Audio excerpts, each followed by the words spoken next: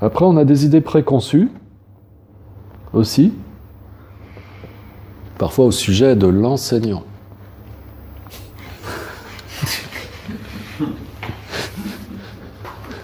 Ouais. Alors on l'a vu un petit peu quand on a parlé de dévotion, hein, où l'enseignant il est supposé être parfait comme ça. Il n'a pas le droit à l'erreur. Mais nous on peut faire toutes les bêtises du monde, c'est pas grave.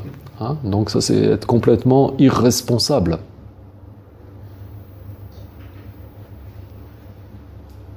Parfois alors, ça arrive souvent ça. Souvent, je suis habillé en orange ici, ou alors je suis habillé tout en blanc. J'ai mes habits d'enseignant de yoga, quoi, on va dire, pour choquer personne. Et on me voit comme ça.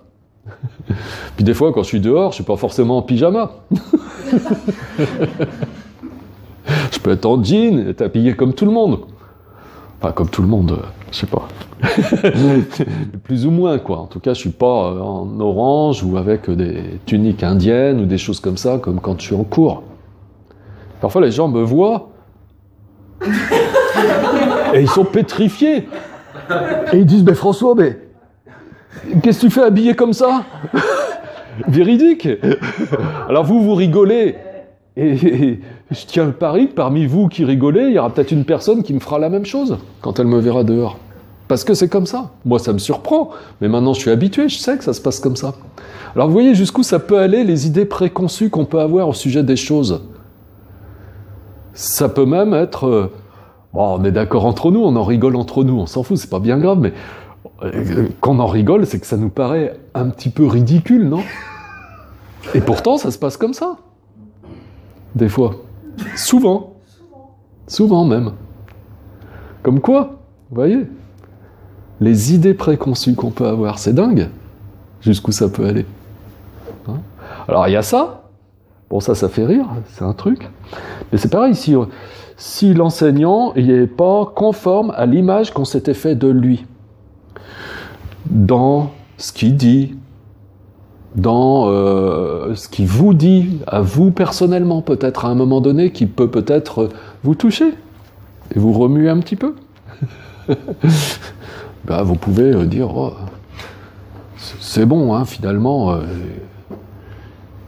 il n'est pas si compétent que ça, quoi. Tu parles, prof de yoga, tu parles, enseignant de méditation, mort de rire. Ben, pourquoi? Parce qu'on prend ce qui nous arrange. Mais ce qu'on n'a pas envie de voir, eh bien, on va reporter la faute facilement sur l'extérieur, quoi.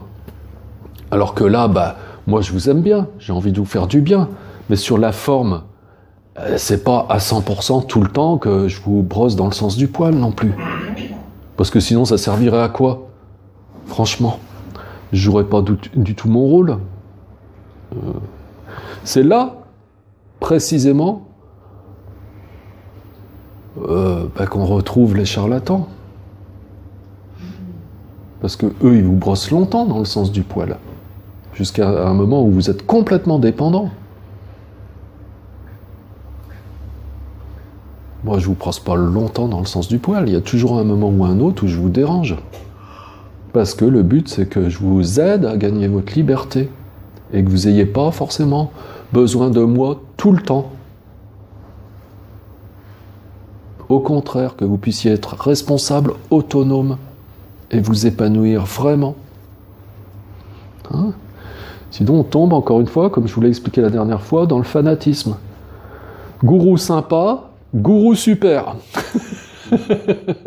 Gourou, à un moment donné, perçu comme moins sympa, tout d'un coup, gourou nul.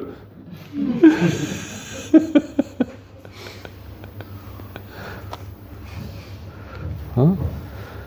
Si on réagit comme ça, là, c'est là, on est vraiment dans le fanatisme. Donc, il faut se méfier de ça aussi. À savoir aussi, alors je sais pas, je l'ai peut-être déjà dit ça la dernière fois, qu'évidemment, si vous avez un enseignant dit spirituel, et qui, en tout point, est complètement conforme à l'image que vous pouviez vous faire au départ, et puis qui est vraiment comme tout le monde, et qu'il n'y a rien qui dénote, et puis il n'y a rien qui vous surprend, il n'y a rien qui vous choque, il n'y a rien qui vous heurte, là aussi il faut vite fuir. Hein, soit vous avez un manipulateur, soit vous avez un endormi, quoi. Qui déjà, lui, se fait une propre image de lui-même qui est complètement erronée, qui n'a aucune expérience. On n'est pas dans le moule, c'est pas possible. Ça servirait à quoi? C'est forcément différent.